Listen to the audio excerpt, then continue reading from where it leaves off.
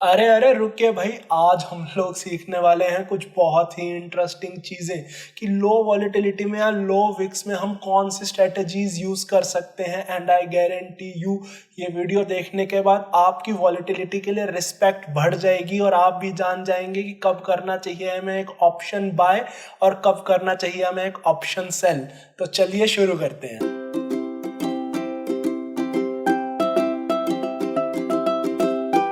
हाँ जी, चलिए तो देखते हैं कि लो वॉलेटिलिटी के टाइम्स पर या जब विक्स हो बहुत ही ज़्यादा लो तो हम लोग क्या कर सकते हैं।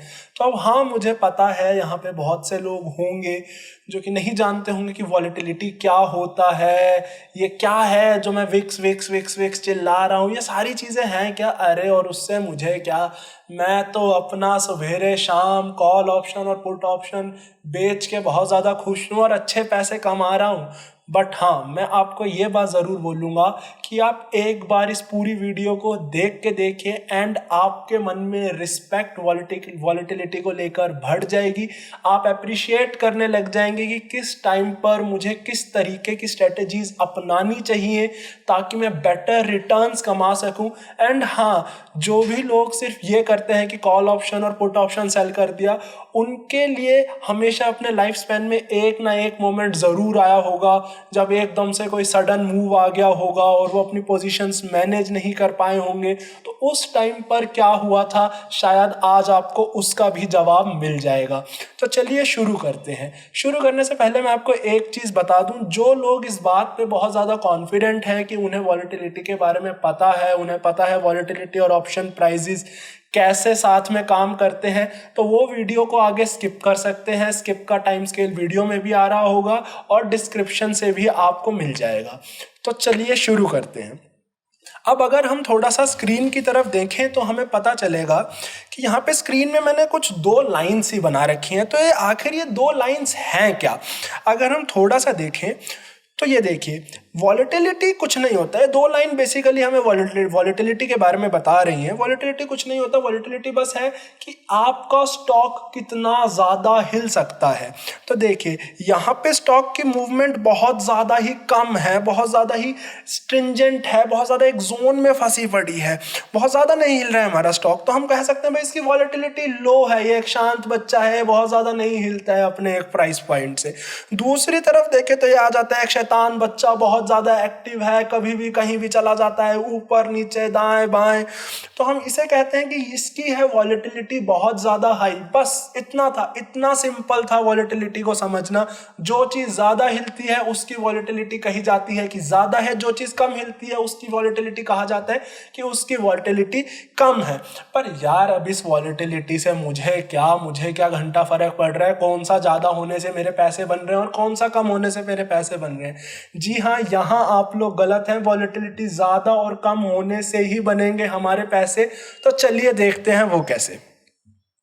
अब ये देखिए, अगर हम एक सिनेरियो लेते हैं जहाँ पे हम एक लो वॉलेटिलिटी स्टॉक में ट्रेड कर रहे हैं, ये है वो स्टॉक, ठीक है। तो अब हम देखते हैं कि हमने मानिए एक ऊपर की तरफ एक कॉल ऑप्शन सेल कर रखा है, नीचे की तरफ एक पुट ऑप्शन सेल कर रखा है, या हमने ऊपर की तरफ एक कॉल ऑप्शन बाय कर रखा है और नीचे की तरफ एक पुट ऑप्शन बाय कर रखा है। ये चीज़ दोनों ही सिनेरियो में सेम रहेंगी। तो क्या लगता है, लो वॉलेटिलिटी वाले स्टॉक में क्या आपका स्टॉक कॉल ऑप्शन का प्राइस को, स्ट्राइक प्राइस को ऊपर की तरफ से ब्रेक कर जाएगा या पुट ऑप्शन को नीचे की तरफ से ब्रेक कर जाएगा, उसके चांसेस कम है या ज्यादा है एज कंपेयर टू अगर हम नीचे देखें एक हाई वॉलेटिलिटी स्टॉक है और हमने सेम ही स्ट्राइक प्राइस पे अगर हमने हमारे कॉल ऑप्शन और पुट ऑप्शन सेल कर रखे हैं या बाय कर रखे हैं, तो क्या लगता है किसके चांसेस ज्यादा हैं अपने कॉल ऑप्शन के ऊपर जाने के या पुट ऑप्शन के नीचे जाने के।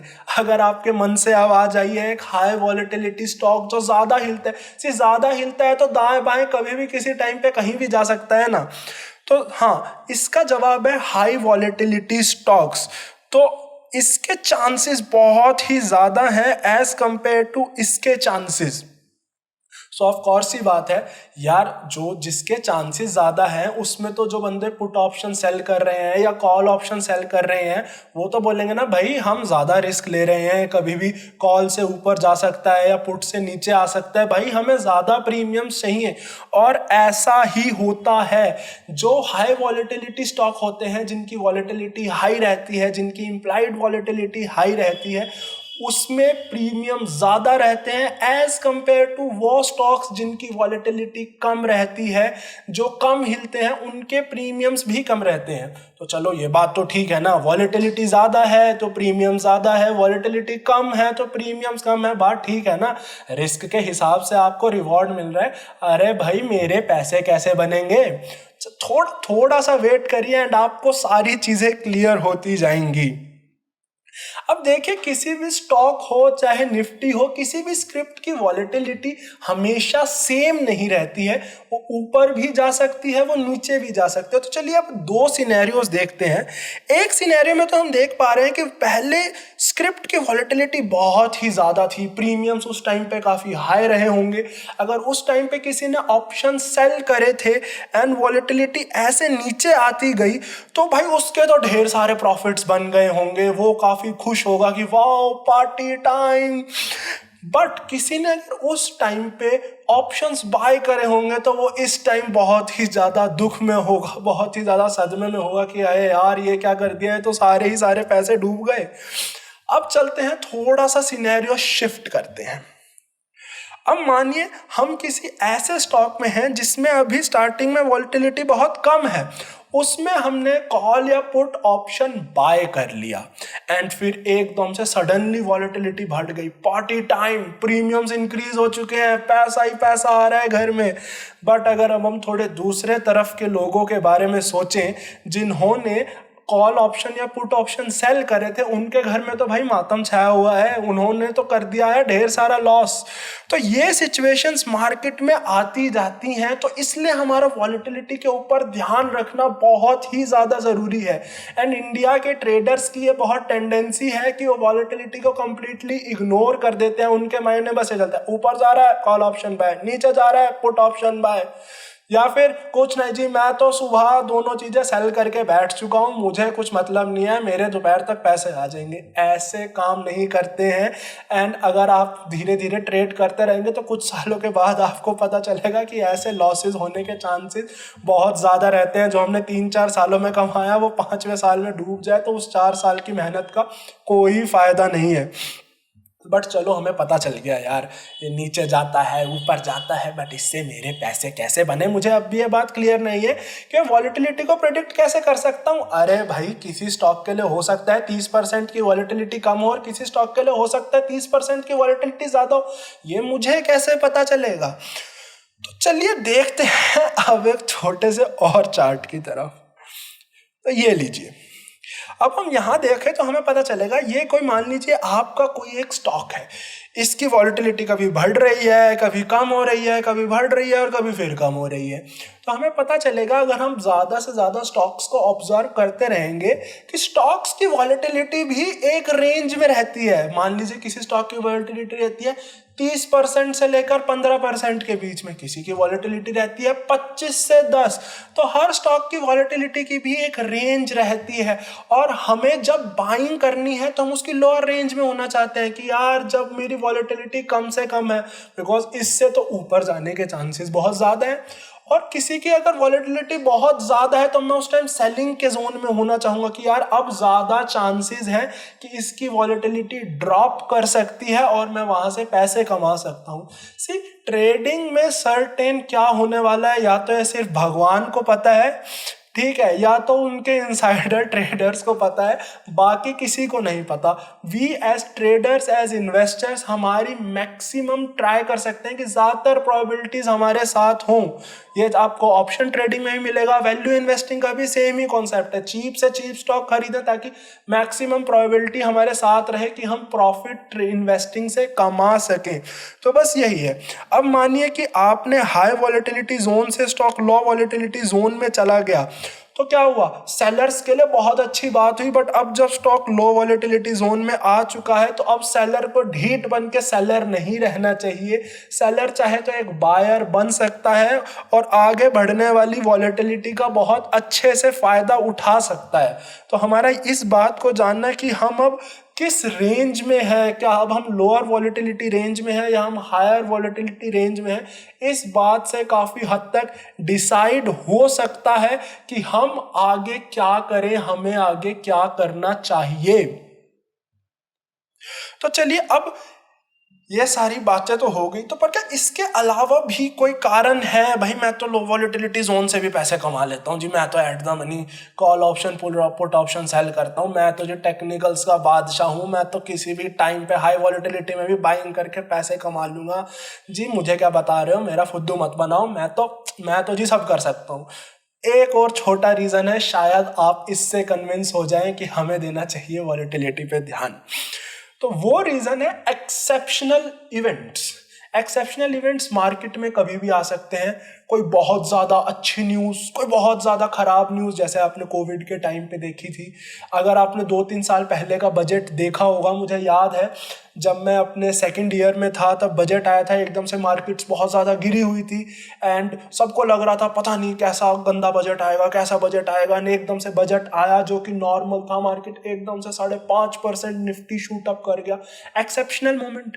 अगर आपने कॉल ऑप्शन उस टाइम पे सेल कर रहे होते तो आप बहुत ज़्यादा ट्रबल में आ सकते थे।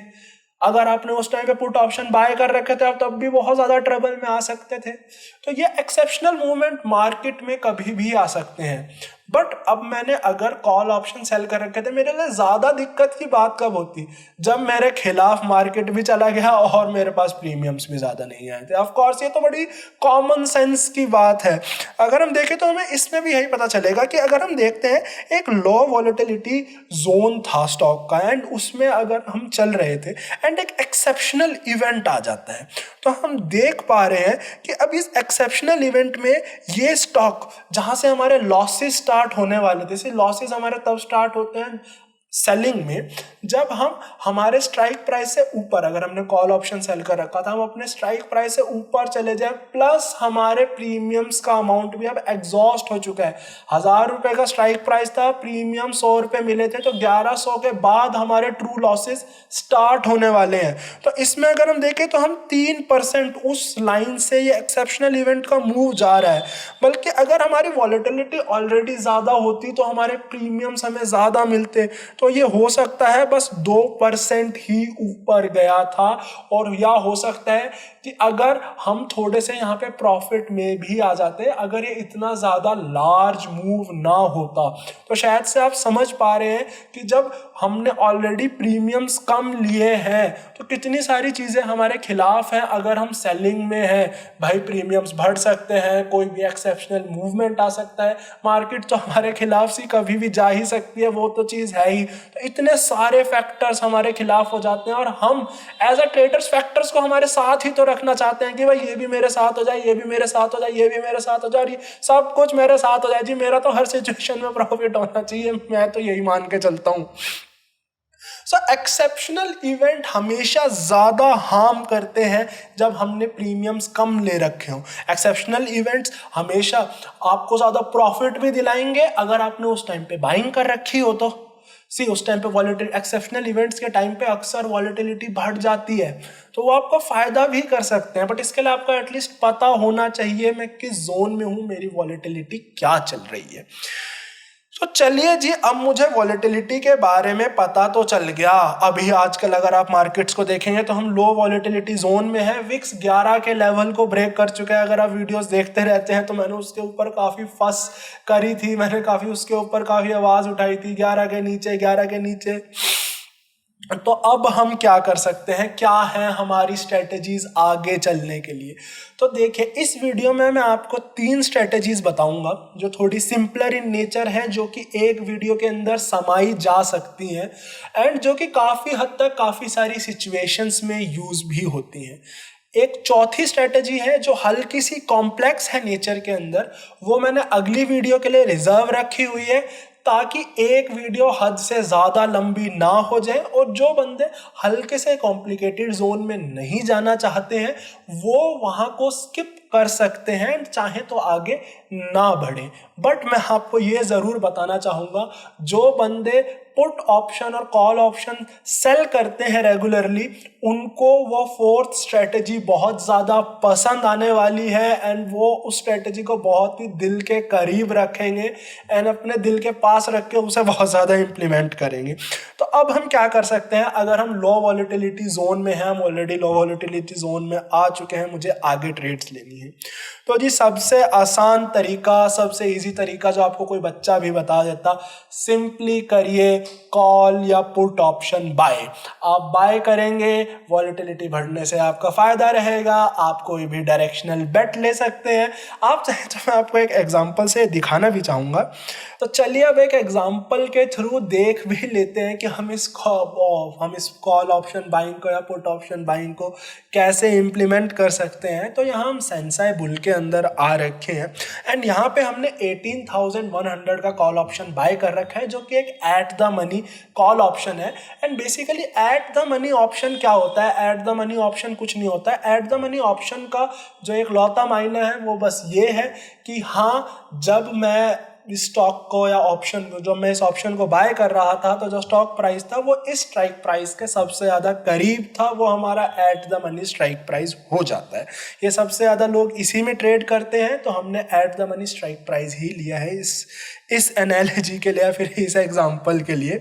तो अब हम आगे बढ़ें और हम ग्रीक्स में जाएं, तो हमें यहाँ पे नीचे वॉलेटिलिटी मिल जाएगी, जो हम आईवी जिसे कहते हैं इम्प्लाइड वॉलेटिलिटी, मतलब लोगों को क्या लग रहा है या आगे स्टॉक की वॉलेटिलिटी कितनी होनी चाहिए, उस वॉलेटिलिटी पे डिपेंड करता है कि आपका बेसिकली उस वॉलेटिलिटी पे डिपेंड करता है कि आपके ऑप्शन का प्राइस क्या रहने वाला है, ना कि स्टॉक की वॉलेटिलिटी पे।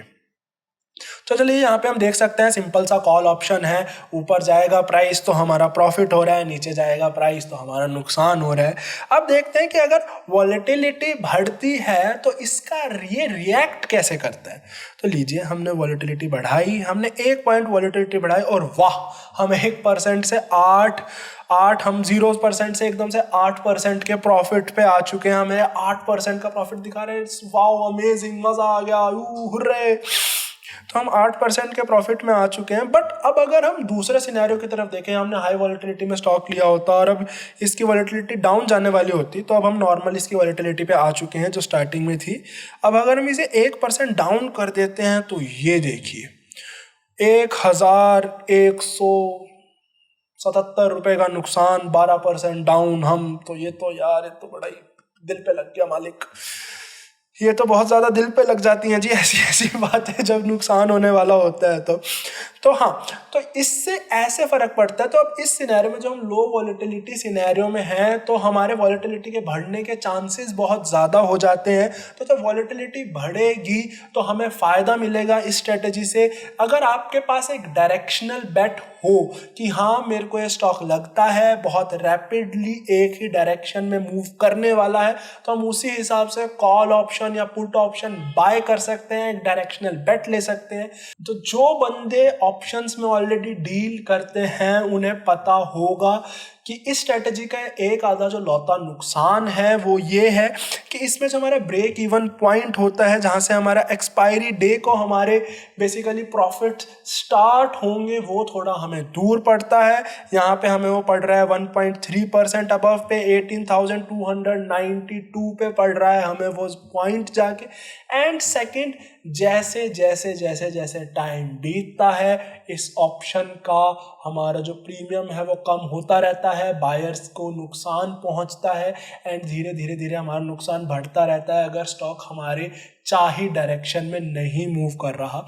तो जो सेलर्स होते हैं या फिर जो बायर्स भी होते हैं, वो थोड़ा सा कतराते हैं कि यार, अगर ये मूव नहीं करा, ऑलरेडी 1.3% अप मूव चाहिए प्रॉफिट में आने के लिए भी डाउनवर्ड साइड का, तो आप छोड़ ही दो। एंड ऊपर से जो कहते हैं, हमारा टाइम के साथ इसमें डिके भी है, एंड हमारा वो इतनी सारी दिक्कतें आ रही हैं इसमें, तो हम क्या करें। सी इस सिनेरियो में हम एक बहुत ही आसान सी चीज़ कर सकते हैं। अगर आपको अपना थोड़ा सा डीके कम करना है तो बस आप एक फार आउट ऑफ द मनी आप एक इस सिनेरियो में कॉल ऑप्शन सेल कर सकते हैं। सी, जो कॉल ऑप्शन बाय करा है उसके टाइम के साथ प्रीमियम घटेंगे, जो कॉल ऑप्शन सेल करा है उसके टाइम के साथ प्रीमियम घटेंगे, बट वहां आपको फायदा होगा। यहाँ आपको नुकसान हो रहा है, वहां आपको फायदा होगा। तो चलिए मैं आपको जरा दिखा देता हूं कि मतलब वो हम कैसे कर सकते हैं। तो लीजिए यहाँ पे हम फार आउट ऑफ द मनी गए और हमने ये कर दिया है कॉल ऑप्शन सेल। तो आपका ग्राफ कुछ इस तरीके से दिखाई देगा अब। एंड यहाँ पे अगर हम ग्राफ की तरफ देंगे तो हमारा अप साइड जरूर लिमिट हो गया है, बट जो हमारा डाउन साइड है, हमारा डाउन साइड का नुकसान भी सी कम हो गया है। अगर हम यहाँ पे देखें तो जो हमारा मैक्स लॉस है वो अब हमारा आ रहा है 7,370 रुपये का। बट अगर हम अपने सेलिंग पोजीशन को हटा देते हैं तो यहाँ पे जो हमारा मैक्स लॉस है वो है 9,580 रुपये का। अभी आप लोगों को ये चीज़ बहुत ज़्यादा नहीं लग रही है, बट जब धीरे धीरे धीरे धीरे ज़्यादा ट्रेड्स लेने लग जाते हैं वो 10-20% का एक्स्ट्रा लॉस जो है वो इकट्ठा होने लग जाता है। एंड वो कहीं ना कहीं आपके ओवरऑल जो आपके नेट रिटर्न्स रहे हैं पूरे साल के उनको बहुत ज़्यादा हैम्पर करने वाला है। आपको ये चीज़ ज़रूर समझ आएगी, आपको आ चुकी है तो बहुत अच्छा है, नहीं तो आने वाले सालों में आपको ये चीज़ ज़रूर धीरे धीरे समझ आएगी। तो यहाँ पे अगर हम इस सेलिंग पोजीशन को ले लेते हैं तो हमारा टाइम डिके थोड़ा सा कम हो जाता है। अगर मैं आपको दिखाऊं तो मैं आपको ये चीज़ ज़रूर दिखा सकता हूं। अगर मैं एनालाइज के अंदर जाता हूं, धीरे धीरे ये देखिए मैं धीरे धीरे अपना टाइम बढ़ा रहा हूँ। अब हम ऑलमोस्ट मिडल में आ गए हैं। मिडल में आने पर यहाँ पे मेरा लॉस अभी दिखा रहा है, मेरी सेलिंग पोजीशन है अभी, एंड यहाँ पे मेरा लॉस दिखा रहा है 1959 का। बट अगर मैंने सेल पोजीशन ना करी होती तो मेरा लॉस देखिए कितना था, 3,577, जो कि बहुत ही ज़्यादा हो जाता है माय फ्रेंड्स। तो क्रूड डॉलर टर्म्स में भी हम इसमें कम गवा रहे हैं।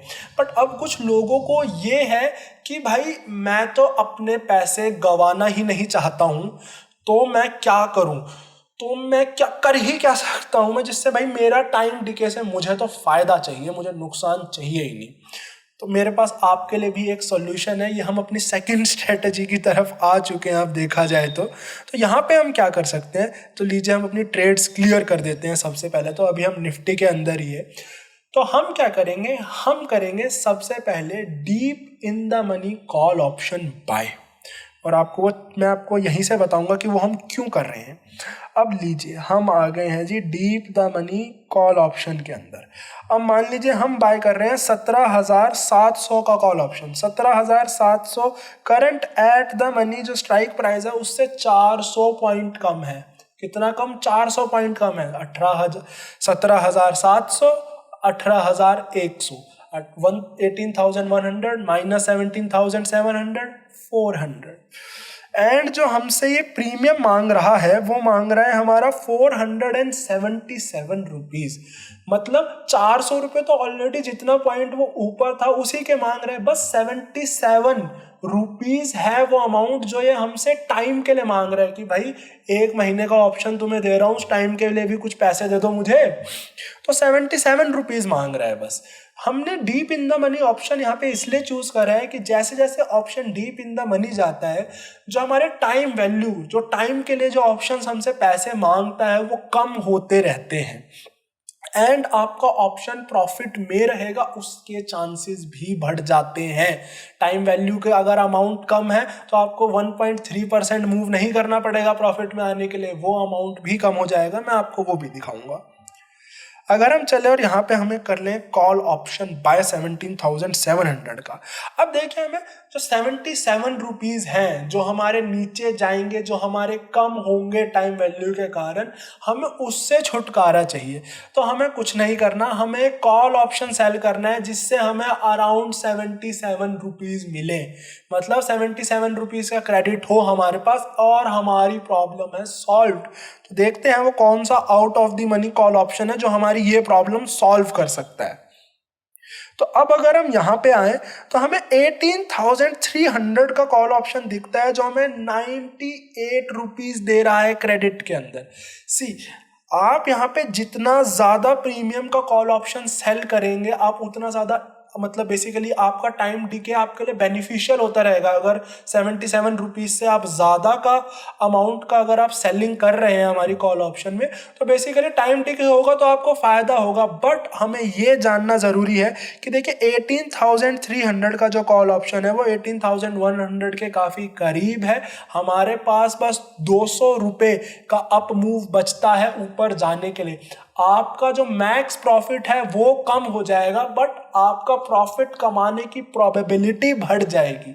सी यहाँ पे ट्रेड ऑफ चलता है, कमाने की ज़्यादा प्रोबेबिलिटी, प्रॉफिट कम, प्रॉफिट ज़्यादा प्रोबेबिलिटी कम। तो हमें वो अपने हिसाब से डिसाइड करना पड़ेगा कि मैं डीके को कितना कम चाहता हूँ और कितनी ज़्यादा प्रोबेबिलिटी रखना चाहता हूँ अपने ऑप्शंस को प्रॉफिट में लाने के लिए। तो चलिए एक बार हम 18,300 का ऑप्शन सेल करते हैं। ओके, तो हमने ये सेल कर दिया। तो चलिए अब हम देखते हैं कि इसका क्या ग्राफ बना है एंड क्या ये हमें बताता है। तो लीजिए ये बना है हमारा ग्राफ। हमने करा है 17,700 का कॉल ऑप्शन बाय और हमने करा है 18,350 का अपेरेंटली कॉल ऑप्शन सेल। मैं इसे ठीक करना चाहूँगा, या ये हो गया ठीक। 18,300 का हमने करा है कॉल ऑप्शन सेल। तो अब देखते हैं ये हमें क्या बातें बता रहे हैं। तो देखिए सबसे पहले अगर हम जाएं समरी के अंदर तो ये हमें बता रहा है कि जो हमारा ब्रेक इवन पॉइंट है वो है 0.1%, मतलब अप्रॉक्सीमेटली आप ब्रेक इवन पे ही खड़े हैं। आपको 1% भी पूरा ऊपर जाने की जरूरत नहीं है इन द मनी आने के लिए। और अगर अब हम यहाँ देखें तो हम देख पाएंगे, लीजिए मैं आपको धीरे धीरे दिन बढ़ा के दिखाता हूँ। लो जी, थोड़े और बढ़ा दिए, थोड़े और बढ़ा दिए, लो जी, लो जी एंड बाई लो जी। तो आप देख पा रहे हैं कि इसका नुकसान कंपैरेटिवली बहुत कम बढ़ रहा है या स्टेबल है। जो हमें मिनिमम लॉस दिख रहा है वो भी बस इसलिए दिख रहा है कि भाई जो हमारा ये स्ट्राइक प्राइस है वो एग्जैक्टली एट द मनी नहीं था, वो एग्जैक्टली 18,100 पर नहीं था। एंड आज एक हॉलीडे है जिसके कारण थोड़ी सी डिस्क्रिपेंसीज हमेशा आ जाती है। ये उतने रिसेंटली अपडेटेड प्राइजेस नहीं रहते, ऑप्शन प्राइजेस हमेशा ही अपडेट होते रहते हैं, एट द एंड वाले प्राइजेस रहते हैं इनके पास। तो इस वजह से जो छोटा सा नुकसान है हमारा मात्र 555 रुपए का, अराउंड 1.3% नेगेटिव मूल्य सी बात है, कोई बहुत बड़ी चीज़ नहीं है। तो वो नुकसान हमें दिख रहा है। अगर हम इसे थोड़ा सा भी आगे बढ़ाएं तो हम प्रॉफिट में हैं। एंड ये देखिए ओके तो जो लोगों के मन में मेन सवाल था कि यार वॉलेटिलिटी बढ़ने से इस पोजीशन का क्या होगा, तो चलिए अब उस सवाल को सॉल्व करते हैं, क्योंकि वीडियो का मेन उद्देश्य तो यही था ना कि यार वॉलेटिलिटी से क्या इम्पैक्ट पड़ेगा मेरी स्ट्रेटेजी पे। तो चलिए अब उसकी तरफ देखते हैं। अगर हम ग्रीक्स में आए यहाँ पे और हम देखें तो चलिए इसकी वॉलेटिलिटी बढ़ा के देखते हैं। तो लो जी हमने वॉलेटिलिटी बढ़ा दी, लो जी हमने कर दी वॉलेटिलिटी दाएं और दाएं। तो यहाँ पे हमें स्टिल एक नुकसान दिख रहा है। बट अब अगर हम यहाँ पे अपना जो बाय करा हुआ ऑप्शन है उसे हटा देते हैं तो हम नुकसान देखेंगे कि हमारा नुकसान यहाँ से काफ़ी ज़्यादा होना था। वहाँ पे हमारा 300 रुपये का नुकसान हो रहा है, तो यहाँ पे हमारा ऑलमोस्ट 1,000 रुपये का नुकसान होने वाला था। तो हमारा इतना नुकसान लिमिट हो जाता है। इस स्ट्रेटेजी से हम अपने नुकसान को एलिमिनेट तो नहीं कर पाते, बट हाँ हमारा नुकसान काफ़ी हद तक लिमिट ज़रूर हो जाता है। हम अपने नुकसान को लिमिट कर पाते हैं, अपने लॉसेस को मिनिमाइज कर पाते हैं, जो कि हमारे लिए एक बहुत अच्छी चीज़ रहती है। बट ये भी एक डायरेक्शनल बेट है। अब कोई बंदा हो जो नॉन डायरेक्शनल बेट लेना चाहता है, जी मुझे नहीं पता मार्केट किस तरफ जाएगी, पर मुझे इतना जरूर पता है कि मार्केट में वॉलेटिलिटी बढ़ने वाली है, मेरे को तो बस इस चीज से पैसे कमाने हैं, मुझे पैसा कमा के दो। तो वो लोग क्या कर सकते हैं, उन लोगों के लिए भी हमारे पास एक बहुत प्यारी स्ट्रेटजी है जो मैं भी बहुत बार इस्तेमाल कर चुका हूँ एंड उसने मेरे को अच्छे प्रॉफिट्स भी दिए हैं। तो चलिए चलते हैं उस स्ट्रेटजी की तरफ। तो सबसे पहले लीजिए हम अपनी ये पोजीशंस कैंसिल आउट कर देते हैं, हम अपने ये क्लियर कर देते हैं एंड चलते हैं आगे की तरफ। तो अब हम क्या कर सकते हैं, तो जी कुछ नहीं करना, पुट ऑप्शन भी बाय कर लेते हैं, कॉल ऑप्शन भी बाय कर लेते हैं। मार्केट अपनी कहीं भी जाए अपना प्रॉफिट पक्का है, ठीक है। तो लो जी, हमने बाय कर लिया कॉल ऑप्शन भी, बाय कर लिया हमने अपना पुट ऑप्शन भी। तो चलिए देखते हैं हमारा क्या ग्राफ निकल के आया है। तो लो जी भाई, राइट साइड पे भी प्रॉफिट, लेफ्ट साइड पे भी प्रॉफिट जी, हो गए बल्ले बल्ले। अब यहाँ पे ये बहुत ही वॉलेटिलिटी ओरिएंटेड ट्रेड है। यहाँ पे अगर वॉलेटिलिटी नहीं बढ़ती तो हमारा नुकसान सबसे ज़्यादा है, इस बात को आप ध्यान में रखिएगा।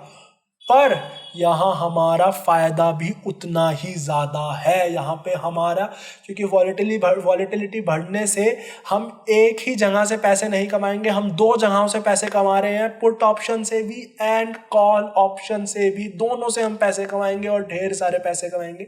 एंड हमारा वो रिस्क यहाँ से एलिमिनेट हो जाता है कि वॉलेटिलिटी प्राइस के ऊपर जाने से बढ़ेगी या प्राइस के नीचे जाने से बढ़ेगी। तो अब अगर हम ग्रीक्स में जाएं और हम देखिए, अभी हमें ऑलरेडी 9% का लॉस दिखा रहा है। अब अगर हम ग्रीक्स में जाते हैं, क्योंकि ये एक ही स्ट्राइक प्राइस है तो इसकी इंप्लाइड वॉलेटिलिटी स्ट्राइक प्राइस की होती है, तो इसकी जो एक ही वॉलेटिलिटी रहेगी हम उसी को बढ़ाते हैं। तो लो जी देखते हैं, हमने इसकी वॉलेटिलिटी 1% बढ़ा दी। लो जी, हम ब्रेक इवन पे तो ऑलरेडी आ गए हैं। जैसे ही हम इसकी वॉलेटिलिटी एक और बढ़ा देते हैं एंड लो जी बल्ले बल्ले जी 11% का हो गया जी प्रॉफिट। चलो घर चलते हैं, करते हैं जी पार्टी।